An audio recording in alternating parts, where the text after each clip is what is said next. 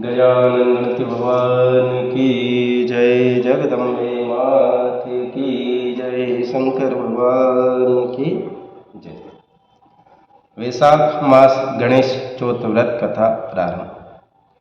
पार्वती जी ने अपने पुत्र गणेश जी से कहा कि हे पुत्र, वैशाख महीने की चौथ को किसका व्रत पूजन करना चाहिए। गणेश जी ने कहा, हे जननी, वैशाख मास की चतुर्थी को वक्रतुंड गणेश का व्रत पूजन करना चाहिए। कमल गट्टे से बनी भोजन सामग्री प्रयोग में लानी चाहिए। इस दिन इस तिथि के व्रत की एक कथा भी है, मैं आपको सुनाता हूँ। पहले समय में राजा रंतिदेव के राज्य में धर्मकेतु नामक एक ब्राह्मण रहता था। उसकी दो स्त्री थी, पहली का नाम सुशीला और दूसरा चंचला। धार्मिक विचारों वाली सुशीला सदा व्रत पूजन उपास करती थी, किंतु चंचला कभी व्रत उपास नहीं करती थी। सदा श्रृंगार करती थी, सुंदर बनी रहती थी। उसके एक पुत्र हुआ, चंचला का और सुशीला को एक कन्या। चंचला ने पुत्र की खुशी में प्रसन्न होकर सुशीला से कहा कि तू सदा व्रत पूजन करती, उपास करती, फिर भी देख तुझे कन्या हुई और मैं कुछ भी नहीं करती, ना उपास करती ना पूजन करती, और मुझे एक सुंदर पुत्र उत्पन्न हुआ। अपनी सौतन के मुख से यह बात सुनकर सुशीला बहुत दुखी हुई और बड़ी श्रद्धा और भक्ति से भगवान गणपति जी की पूजन स्तुति करने लगी।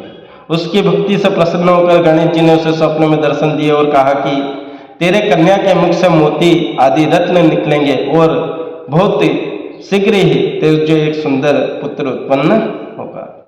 थोड़े समय बाद सुशीला के पुत्र उत्पन्न हुआ और कन्या के मुख से रत्न निकलने लगे।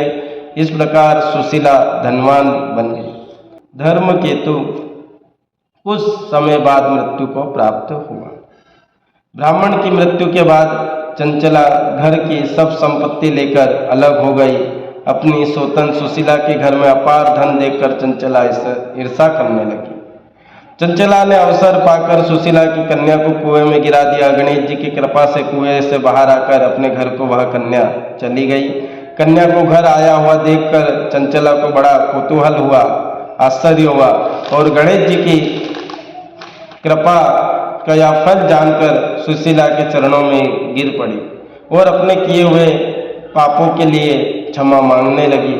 कहने लगी कि मैंने बहुत गलत किया है, आप मुझे क्षमा करें। भगवान गणपति जी मुझे क्षमा करें, तू दयालु है, दोनों कुलों का उद्धार करने वाली है, तुम्हारे ऊपर गणेश जी की कृपा है, अतः तुम्हें कोई कष्ट नहीं पहुंचा सकता। अब गणपति जी कहते हैं कि हे माता, प्राचीन काल की कथा मैंने तुम्हें सुना दी है।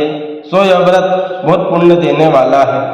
जिन नारियों को संतान प्राप्त नहीं है वह भी इस व्रत को पूजन कर सकती है।